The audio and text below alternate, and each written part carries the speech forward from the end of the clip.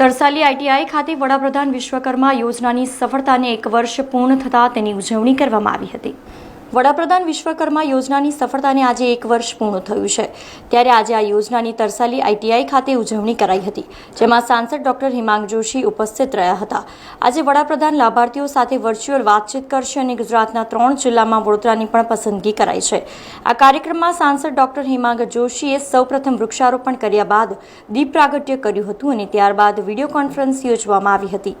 માનનીય વડાપ્રધાન શ્રી નરેન્દ્રભાઈ મોદીજીના એક એવું કહેવાય કે એમનું બ્રેઇન ચાઇલ્ડ એવું પીએમ વિશ્વકર્મા સ્કીમ કે જેનાથી દેશના કરોડો યુવાધનને એમના કૌશલનો વિકાસ કરી અને એમને રોજગાર મળે એ માટેનો એક સારો પ્રયાસ કરાઈ રહ્યો છે। અને આ વિશ્વકર્મા સ્કીમનું 1 વર્ષ જ્યારે પૂર્ણ થવા આવ્યું છે ત્યારે માનનીય વડાપ્રધાનશ્રી દ્વારા આજે મહારાષ્ટ્રથી આ પીએમ વિશ્વકર્માના તમામ યુવાનો સાથે એમનો ડાયલોગ થવાનો છે અને સમગ્ર દેશની અંદર જે 50 જિલ્લાઓને સિલેક્ટ કરવામાં આવ્યા છે કે જે લાઈવ માનનીય વડાપ્રધાનશ્રી સાથે જોડાશે। ગર્વની વાત એ છે કે ગુજરાતની અંદર એવા 3 જિલ્લાઓ અને 3 જિલ્લામાં વડોદરા જિલ્લાનું પણ સિલેક્શન થયું છે, આપણા સેન્ટરનું સિલેક્શન થયું છે। આજે આપણા એનએસટીઆઈ સેન્ટર વડોદરા ખાતે આ સ્કીમના સમગ્ર કાર્યક્રમ અને માનનીય વડાપ્રધાનશ્રીના સંબોધનને સાંભળવા એમની સાથે ચર્ચા વિચારણા કરવા માટે અમે સૌ અહીં ભેગા થયા છે। અત્યાર સુધીમાં આપણા વડોદરા ખાતે પણ 3 બેચ પીએમ વિશ્વકર્માની પતી ગઈ છે અને 33 લાભાर्थी યુવાનોને આનો લાભ મળ્યો છે। चलिए, जो पीएम विश्वकर्मा योजना है केंद्र की, ये बनाई उन्हीं लोगों के लिए थी जिनकी दक्षता को अभी तक कहीं कोई पहचान नहीं मिलती थी।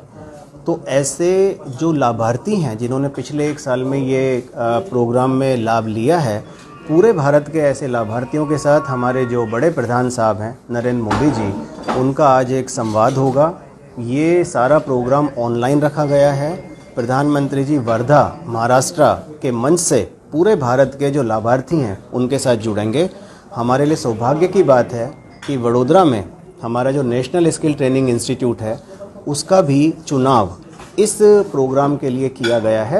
उसमें हमारे बड़े प्रधान साहब जो हैं वो यहाँ के जो लाभार्थी हैं उनके साथ कुछ संवाद भी करेंगे। और उससे अच्छी बात है कि जो हमारे इस क्षेत्र के एमपी साहब हैं उनका भी आज आगमन हुआ है इस प्रोग्राम में, तो हम उनका भी बहुत खूब खूब आभार व्यक्त करते हैं। समाचारोना सतत अपडेट माटे टीएनए न्यूज़ ने यूट्यूब पर सब्सक्राइब करी बेल आइकॉन प्रेस करो અને અમારી સાથે જોડાયેલા રહો ફેસબુક, ઇન્સ્ટાગ્રામ અને ટ્વિટર ઉપર।